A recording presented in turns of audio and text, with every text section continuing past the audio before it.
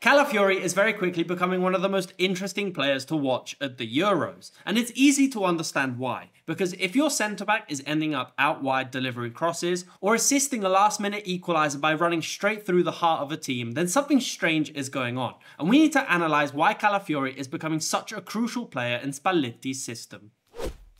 I think we can all agree that this generation of Italian players isn't the best we've seen produced from the country, and there's definitely a lot of areas of improvement if they want to go further in the competition.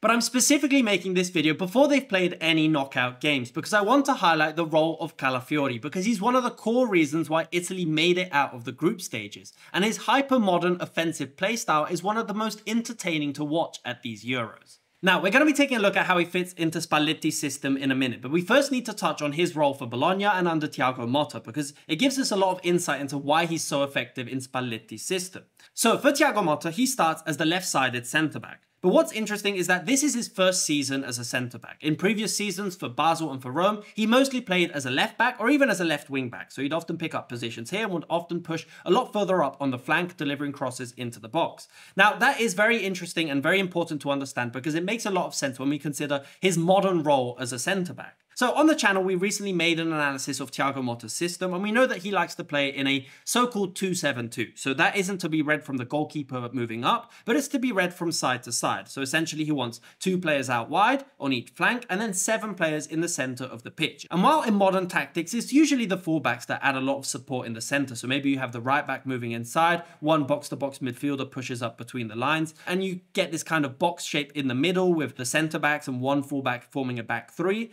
In Thiago Motta's system, it's actually the centre-backs that are the ones that are much more aggressive pushing forward. So for example, if the ball moves over to Calafiori, you'll often see him play it back, and as they pass the ball back and that initiates the press, he's very comfortable moving into these positions further up the pitch, allowing another midfielder to move over, and you'll often end up with this box in the centre or a lot of overloads with Xerxes, the striker, dropping deep, trying to pick up the play and just trying to disrupt the defensive block as much as possible. And what's interesting about this rotation is that then it's the left back, in this case, that would move down, forming a back 4 with the goalkeeper or a back 3 with one centre-back as well. But essentially this role of Calafiori is core in Thiago Motta's system and is core for how Bologna want to progress. And he often receives the ball in this position, either directly from the goalkeeper or maybe even indirectly by going through the left back. But it's a very tricky position to pick up because given that he's the centre-back and he's pushing forward from this position, you often don't see the striker or the winger in this case trying to follow his movement. So he can very frequently pick up the ball without being marked in aggressive offensive positions.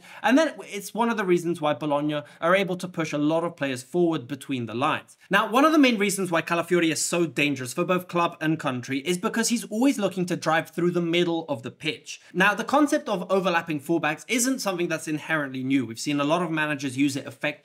But how this is traditionally done is that when the centre-back overlaps, the most common passing route is a ball out wide, which means that the overlapping centre-back will then attack the half space and he ends up in very aggressive positions out wide and can maybe attack into these half space positions here. But with Calafiori, while he does play these balls out wide into the flank frequently and then overlaps into the half space, he's very frequently looking for these central balls, either into the striker, attacking midfielder, any player that he can find in the centre. And it's one of the reasons why Bologna have a lot of overloads in the centre of the pitch. But by driving forward with the ball and by playing the ball into these central positions, it means he can be a lot more active all over the pitch. And he's very comfortable driving with the ball and breaking the lines himself. And then from these positions here, he can play the ball into any of these channels. And we see him do this very frequently, and it's one of the reasons why you see him pop up all over the pitch. If he plays the ball over to the left flank, then you'll often see him move over to help out on this side here. But at the same time, from this position, if he finds more support on the right flank, then he'll very comfortably drift over and try and create these triangles and try and always attack forward and add numbers to the attack. But now we move on to his role for Italy and why he fits Spalletti's tactics so well. So we've seen Italy try a number of different formations so far at the Euros. They tried a 4-3-3 against Spain, which didn't really work out. Spain were a lot more dominant in the 1v1 duels and were able to essentially pass them off the pitch. But against Albania and Croatia, they opted for a back 3. Specifically, the 3-1-4-2 formation that they used against Croatia, I think was very dangerous when Italy had the ball. Croatia were a lot more dominant in possession, but when Italy had the ball, they were very quick at creating attacks. Now, Now, this Italy team obviously isn't perfect. There's still a lot of issues in attack and a lot of key players that are slightly underperforming, but I think a back three suits this Italy team much more effectively. But now we move on to the position of Calafiori and why he's been so crucial in this Italy team. So essentially, because he's starting as the left-sided centre-back of a back three, he does have a little bit more license to roam, and he does have the protection of the other players that can move in behind him, even with the right wing-back at times moving in or Jorginho dropping a little bit deeper. And you often see him acting even as the double pivot alongside Jorginho, meaning that Italy can push more players further between the lines. But again, it's this ability and this willingness of his to go straight through the centre of the team. Again, the idea of overlapping centre-backs is nothing new, but if they pass the ball out wide, there's not really much they can do. They can either add support or attack in the half space. But by attacking down the middle, by looking for constant passes and runs into this position, it unlocks so many more doors for the team, because if the ball's played here and he just continues his run through the centre, he can end up in a lot of different positions. There's a really interesting move at the start of the match against Croatia where Italy are under a little bit of pressure, but Calafiori receives the ball and is able to break the first line by attacking through the middle. By doing that, he then moves the ball over to the right flank, and now because he's already in an advanced position on the right flank, he just simply continues his run and picks up the ball on the edge of the box, and then his cross into the box isn't the best from this position. But it highlights the fact that he can attack on the right flank, he can attack on the left inside channel, but he can also attack down the middle. And it's where we saw the goal for Italy, was specifically when Calafiori picks up the ball and is very confident driving forward, forces the Croatian defense to compact itself as much as possible, and just at the last minute is able to pick out Zaccagni on the edge of the box that can finish off the move. Now, his effectiveness on the ball isn't just during build-up or in the initial phases of the team's attack, but he's also extremely dangerous in the final third when Italy are looking to create chances in a more structured position when the opposition is condensed in their own box. And again, he has a bit of a free role in this left inside channel. If the ball does move out wide to the left flank, in this case to Di Marco looking to deliver a ball, then he'll pick up a more traditional position on the edge of the box and help circulate possession and maybe even deliver a ball into the box himself. But if the ball does move over to the right flank, then he's very comfortable moving into the centre, moving alongside Jorginho and being a lot more active in a central position, because you still have the cover of the other two centre backs, and sometimes even Jorginho will drop a little bit deeper to give cover, allowing Calafiori to be a lot more active in this space in the centre of the pitch. And again, from picking up the ball here, you still see him driving forward, still see him trying to condense the defence before shifting the ball out wide, and then Italy can cross into the box. Now, it's from these situations where Italy have been a bit lackluster. They haven't really created the most chances. Their strikers aren't finishing the moves in the most efficient way possible, and some key players are underperforming.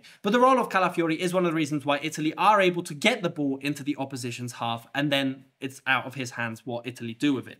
Now, an analysis of Calafiori and why he's been so good for Italy wouldn't be complete without analysing his defensive side of the game as well, because there's something really interesting he does when Italy don't have the ball, and he's been given a lot of freedom to push forward and try and even out the centre of the pitch when the opposition is trying to build their attacks. Now, we saw it against Spain and we saw it somewhat against Croatia, but Spalletti wants Italy to go man for man during the first phase of build-up. Now, it's not the most aggressive man-to-man pressing I've seen. It's not as aggressive as Atalanta with Gasperini, for example, but it is still relatively structured in the sense that they don't want to give too much time to the player with the ball. Now, against Croatia and Spain, because of their formations in possession, it made it difficult for the wing-backs to press the opposition's fullbacks. So this would mostly be done by the box-to-box midfielders, usually moving over to these positions out wide, which often meant that there was a player free in the centre, which is where Calafiori comes into the picture. And you often see him very aggressive positions, picking up the extra player in the centre of the pitch. And it was very common to see him in line with the midfielders and even in line with the strikers, completely trying to close off and ensure that this player, if he received the ball, could not turn around and play the ball forward.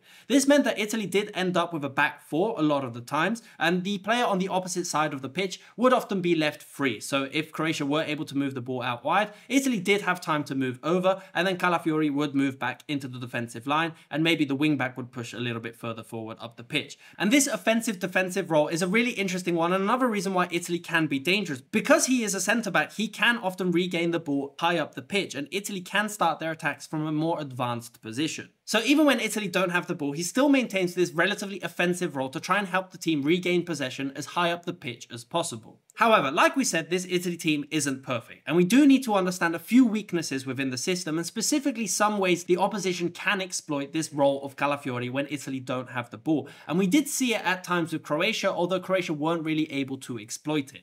Now, because one of your centre-backs is consistently pushing forward, the other midfielders need to be disciplined as well. And we did see a lot of the times that players like Jorginho or Barella were not very good at tracking their players and making these runs in behind very frequently. And a lot of times with Calafiori trying to put pressure here, as they move the ball out wide, you would end up with a lot of space in this position out wide that they could have exploited. Again, they weren't able to, but there were a few situations that I'll put on screen where Croatia did have an extra player here, and Calafiori then has to try and run back and catch this player before they make the pass and before he gets caught in this position. And it's something we see with Atalanta and these aggressive man-to-man pressing systems, is that simple movement forward to drag the player and then attack the space in behind can be very dangerous and can be one of the reasons why this team can be exposed. So you need the other players to effectively cover and be ready for these runs in behind. And that is dangerous, and it is something that could catch Italy off guard, because if we look at their defensive line, it's not compact. They are going man for man, they are trying to close down the players, so there is a lot of space that the opposition could exploit by beating the offside trap, which Italy aren't even playing. They're not trying to catch the opposition offside, they're trying to ensure that they can't turn around if they receive the ball in the centre here. So even if it's in this position, it's Bastoni's turn to step out, they don't want this player to turn around. And this does work if the other players are disciplined and try and close off the space at the back, but if they're not disciplined and they get caught off guard, then it can leave a lot of space for the opposition to exploit. But what do you think of Calafiori, and do you think his role is one of the key reasons why Italy have made it this far in the Euros?